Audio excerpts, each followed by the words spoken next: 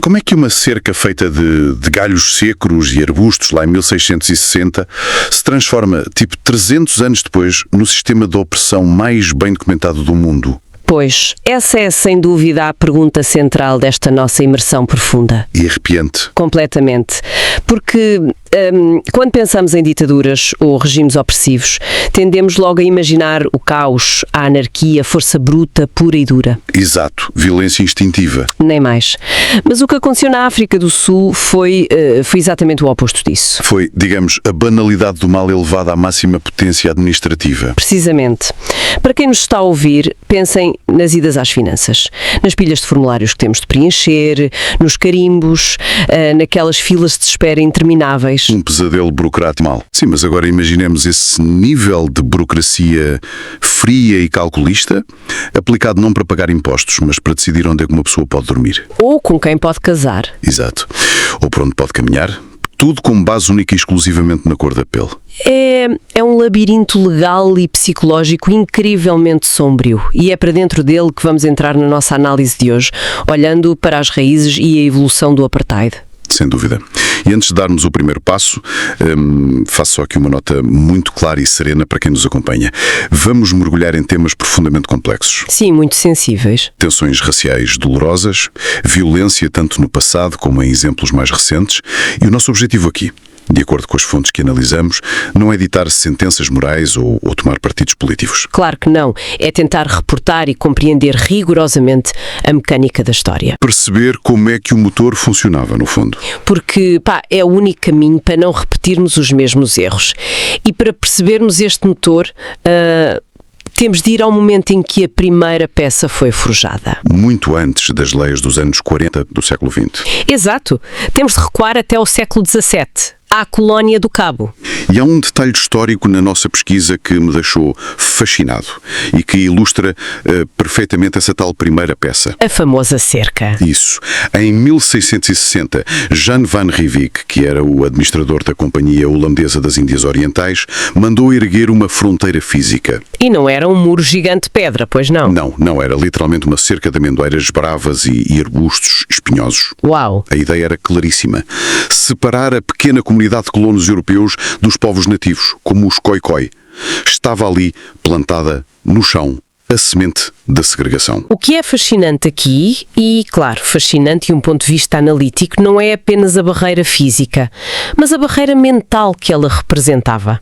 A psicologia por trás dos arbustos. Exatamente. Estes colonos, que mais tarde dariam origem aos Boers e à identidade africana, traziam na bagagem um peso teológico gigante. Eles vinham de uma Europa devastada por aquelas guerras religiosas brutais, certo? Certo.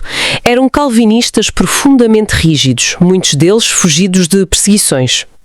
E quando chegaram ao extremo sul da África, começaram a construir uma narrativa de sobrevivência muito própria. Ou seja, vamos desconstruir isto. Eles não se viam apenas como uns meros agricultores ou comerciantes em busca de lucro. De todo. Nasceu ali um mito fundador superpoderoso. Eles olhavam para as suas próprias provações e começaram a identificar-se como os novos hebreus. A sério? O povo eleito. Sim, acreditavam genuinamente que estavam a viver um novo êxodo bíblico e que aquela terra hostil lhes tinha sido entregue por direito divino. E quando um grupo se convence de que é o povo eleito a cumprir um desígnio de Deus... A exclusão do outro deixa de ser apenas uma questão de segurança, não é? Passa a ser um dever sagrado. Impressionante. A mistura racial ou cultural passa a ser vista quase como uma impureza intolerável. Portanto, eles plantaram uma cerca de arbustos, mas na verdade estavam a semear uma erva daninha legal, que ficou ali, debaixo da terra. A crescer invisível durante séculos. Até florescer naquela máquina burocrática devastadora. O conceito base do nós contra eles estava enraizado. E essa erva daninha só precisava de um catalisador externo para sofrer uma mutação letal. Que foram os britânicos. Exatamente. Esse catalisador chegou ali no final do século XVIII e durante o século XIX. Outro império implacável. E a chegada dos britânicos vira a mesa completamente. Trazem a revolução industrial, o capital gigante, as grandes minas de ouro e diamantes. Sim, o boom económico. E aboliram a escravatura tradicional, é certo, mas substituíram-na pelas leis dos amos e servos. Um sistema brutal, na mesma. Obrigava os negros a trabalhar nas minas por salários de miséria absoluta. E pelo meio, os britânicos tentaram esmagar a independência dos Boers. O que nos leva diretamente à brutal guerra anglo-boer, já na viragem para o século XX. E repara, uma guerra que deixou cicatrizes profundíssimas. As táticas foram terríveis, não foram? De uma crueldade avassaladora. Os britânicos usaram a política de terra queimada, destruíram quintas, mataram gado. E encurralaram a população, certo? Sim, encurralaram a população africana naquilo que foram os primeiros grandes campos de concentração do século XX. Espera aí, campos de concentração? Sim, estamos a falar de números aterradores. Entre 20 a 26 mil Boers, na sua esmagadora maioria mulheres e crianças, morreram à fome e com doenças nestes campos. Mas olha, aqui algo que sempre me fez muita confusão a ler as nossas notas. Diz. Se os afrikaners foram as vítimas desta atrocidade, se foram atirados para a pobreza absoluta, forçados a migrar para as cidades sem qualificações... E a competir por subempregos com a população negra? Exato. Como é que poucas décadas depois, este grupo de vítimas ergue contra outro povo um sistema opressivo ainda mais assustador? É uma ótima questão. Como é que o oprimido se torna o arquiteto da opressão perfeita? Porque a identidade deles foi forjada precisamente nesse trauma. É aqui que entra um conceito fascinante das nossas fontes, o construtivismo. Explica lá isso para quem nos ouve. De forma muito simples, o construtivismo diz-nos que a identidade de uma nação não nasce no sangue nem na biologia. É uma história que um grupo conta a si mesmo para conseguir sobreviver. Faz sentido. Os afrikaners construíram a sua identidade com base no pânico absoluto da aniquilação. Sentiam que tinham perdido a terra e a dignidade. O medo gerou o monstro. Então, o racismo institucionalizado foi, na cabeça deles, um mecanismo de autodefesa? Usaram o Estado como um escudo? Exatamente, para garantir que nunca mais voltariam a ser a base da pirâmide. E isso cristaliza-se em 1948. Quando o Partido Nacional vence as eleições, certo? Exatamente. Liderado por Daniel François Malin, o lema da campanha era enganosamente cirúrgico, o tal desenvolvimento separado. Que nome inofensivo para algo tão terrível. Pois é, a partir desse momento, a tal erva daninha de que falavas toma conta do país. Começam a classificar rigorosamente as pessoas pela raça, com a lei de registro da população. E depois vêm os bantustões, que foi o verdadeiro golpe de mestre do mal administrativo. É crucial explicarmos como isto funcionava. Força! Porque não eram apenas reservas indígenas como vemos nos filmes. Era uma fraude legal gigantesca. O governo pegou em pedaços de terra árida e desconectada, atirou a população negra para lá e declarou esses territórios como países independentes. O que é que isto significava na prática? Que do dia para a noite, milhões de pessoas perderam a cidadania sul-africana. O brilhantismo maquiavélico desta manobra é arrepiante. Ao torná-los cidadãos de estados fictícios, o governo branco deixava de ter qualquer obrigação de lhes fornecer escolas ou hospitais. Claro, deixavam de ser responsabilidade do Estado. Mais, transformava a população negra em imigrantes trabalhadores no seu próprio país. Recebiam salários minúsculos e não tinham direitos laborais, porque, aos olhos da lei, eram estrangeiros. E se fossem apanhados na Cidade Branca após o horário de trabalho, sem a infame caderneta de passe, iam presos. Uma burocracia asfixiante. Completamente. Só que, e aqui é que a história dá uma volta, esta máquina esbarrou num obstáculo gigantesco. O mundo exterior? Sim, o mundo não estava cego. E chegamos ao dia 21 de março de 1960. O massacre de Sharpeville. Precisamente. Milhares de pessoas manifestavam-se pacificamente contra a caderneta de passe. E a polícia abriu fogo. 69 mortos, a maioria com tiros nas costas enquanto fugia. O choque global foi imediato e imenso, mas, surpreendentemente, o regime não caiu logo a seguir. Porquê? com ultrajes desses? Porque a máquina económica abafava a indignação moral. O crescimento da África do Sul rondava os 6% ao ano. Uau, isso é imenso. Estávamos no pico da Guerra Fria. O Ocidente precisava do ouro, dos diamantes, do urânio e de um aliado anticomunista. O lucro sustentou a atrocidade. O capital simplesmente ignorou os corpos em charpos e... Exato. Houve protestos verbais nas Nações Unidas, mas as grandes potências arrastavam os pés. Só que lentamente essa inércia começou a mudar, não foi? Forçando uma evolução jurídica internacional enorme. Sem dúvida. Se ligarmos isto ao panorama geral, percebemos a mudança no direito internacional. Antes disto, a regra de ouro era a soberania nacional. Basicamente, o que um ditador faz dentro das suas fronteiras é problema dele. O mundo não se intromete. É a lógica de não nos metermos nas discussões dos vizinhos, mesmo que soa a gritos. Exatamente. E é aí que entra o conceito do filósofo Norbert Bobbio, que vimos nas fontes, a ideia do mal passivo. O que quer isso dizer ao certo? O mundo percebeu que quando um Estado soberano cria ativamente leis para desumanizar a sua própria população, a soberania nacional perde a validade. A violação dos direitos humanos tornou-se mais grave do que quebrar fronteiras territoriais. Nem mais. E esse processo longo culminou no Estatuto de Roma de 1998, que consagrou de vez o apartheid como um crime contra a humanidade. E muito importante, definiu o que é imprescritível. Exato, sem prazo de validade para ser julgado. Mas olha, voltando à África do Sul, com a pressão internacional e os protestos internos do Nelson Mandela e outros, o sistema entra em colapso. Sim, as fundações ruíram. Em 1994, ocorrem as primeiras eleições multirraciais livres. As leis racistas caem. E aí surge um problema logístico épico. Vítimas e carrascos tinham de acordar no dia seguinte e partilhar a mesma fila do supermercado. É o momento mais frágil de qualquer transição democrática. Como é que se constrói uma nação sobre um cemitério de ódios? Foi para tentar resolver esse quebra-cabeças que se formou a Comissão de Verdade e Reconciliação, a CVR, presidida pelo Desmond Tutu. Mas espera, o comitê da CVR, que tratava das amnistias, é das coisas que mais me espanta nesta investigação. A premissa era, se fores o responsável por atrocidades, podes receber imunidade total. Confessas e vais jantar a casa. Parece impensável, não é? Como é que uma nação inteira aceita isto? A alternativa, na visão dos líderes da época, era a guerra civil imediata e um bem-sangue. Percebe o pragmatismo? A CVR tinha 3 frentes.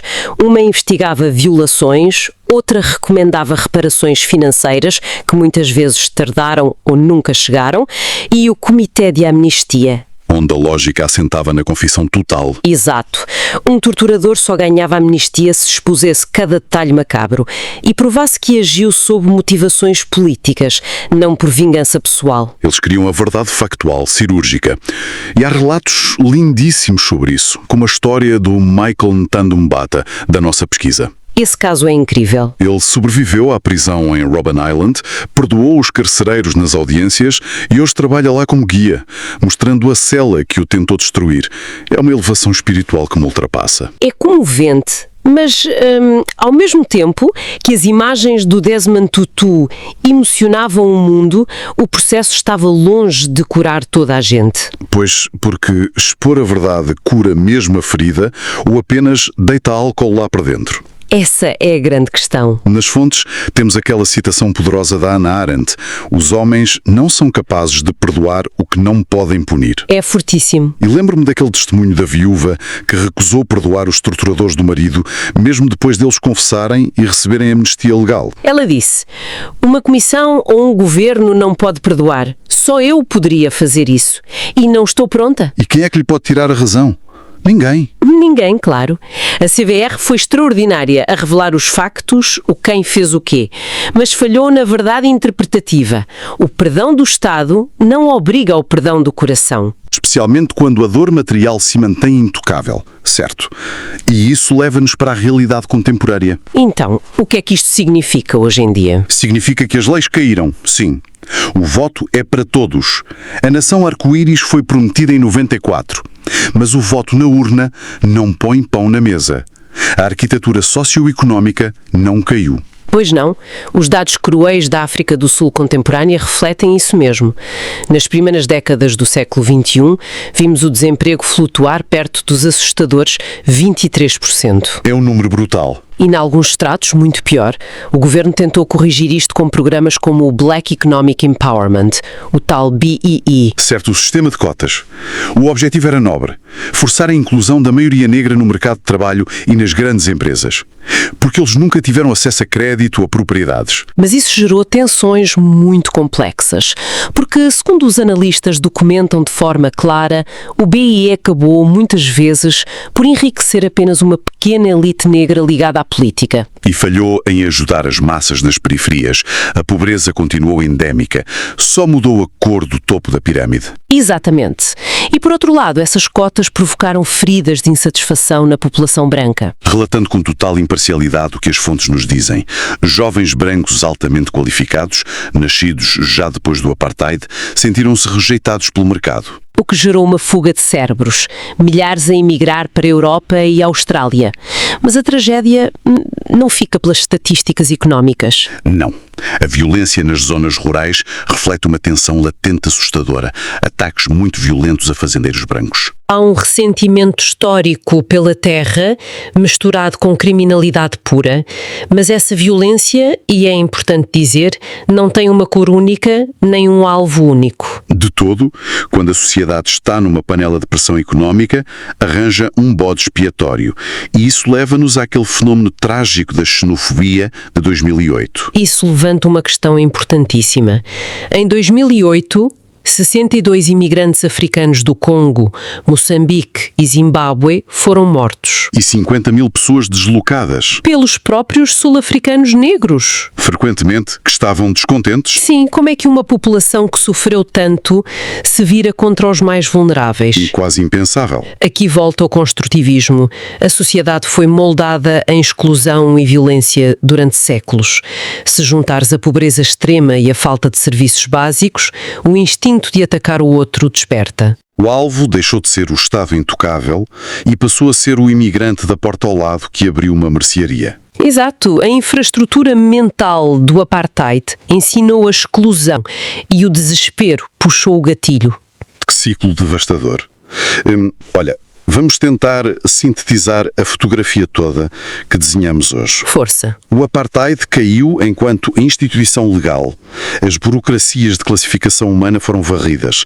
Foi condenado como crime contra a humanidade. E a transição evitou um banho de sangue. Mas o fantasma socioeconómico ainda assombra a nação arco-íris. Rasgar leis não transfere recursos da noite para o dia. Nem ensina uma sociedade traumatizada a confiar. E isso deixa-me com um pensamento provocador para quem nos ouve levar para o resto do dia. Qual é? Falamos de como a pressão internacional desmantelou as leis, mas quando a estrutura legal cai, até que ponto a comunidade global não tem a responsabilidade moral de continuar presente para financiar a reconstrução económica desse povo? Uma responsabilidade que raramente é assumida. Pois não? Focamos-nos apenas na lei. Exato. Celebramos a queda da lei escrita e esquecemos-nos que a verdadeira máquina implacável do racismo já não precisa de juízes. Ela sobrevive nas contas bancárias e no planeamento urbano de quem vive perto das boas escolas. É uma grande reflexão. A cerca do século XVII foi arrancada, mas se calhar deixámos em seu lugar uma cerca invisível feita de inflação e desemprego. O desmantelamento das leis foi apenas o fim do princípio. Nem mais. O mapa para sair deste labirinto ainda está a ser desenhado nas ruas todos os dias. E é com esta constatação que fechamos a imersão profunda de hoje. Muito obrigada a todos os que estiveram aí desse lado. Obrigado por nos acompanharem. Continuem a escrutinar a história e as linhas invisíveis das vossas próprias cidades. Até à próxima análise. Até lá.